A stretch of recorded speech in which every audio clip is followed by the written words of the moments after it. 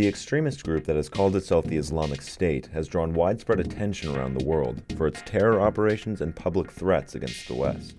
But there's still no consensus among Western governments about what to actually call the group. The commonly used names are ISIS, ISIL, Islamic State, and more recently, Daesh.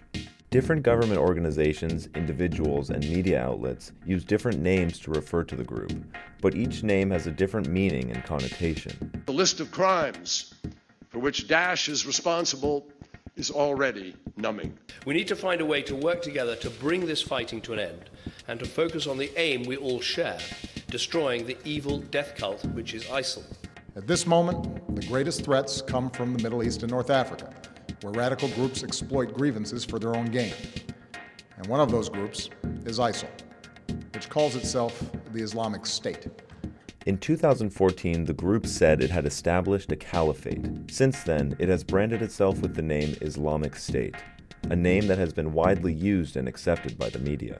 The Associated Press Style Guide recommends using the term the Islamic State Group to distinguish it from an established nation, while the Wall Street Journal calls it simply the Islamic State. Some government officials are uncomfortable using the term because they believe it legitimizes the organization. In the West, the group is most commonly referred to as ISIS, which means Islamic State of Iraq and Syria, or Islamic State of Iraq and Al-Sham.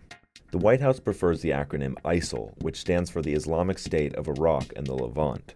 These are basically geographic names which point out territory that the caliphate holds or where it is seeking to expand.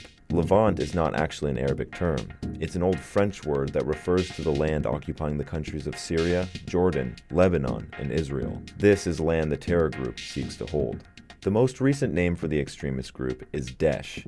This word, most notably preferred by John Kerry and the French government, comes from an acronym based on a name for Islamic State and is not an Arabic word. However, depending on the emphasis, it sounds similar to Arabic insults for one who crushes something underfoot or one who sows discord. The Islamic State doesn't like the negative connotations and has banned its use. The group reportedly threatened to cut out the tongue of anyone who used the term instead of its preferred Islamic State.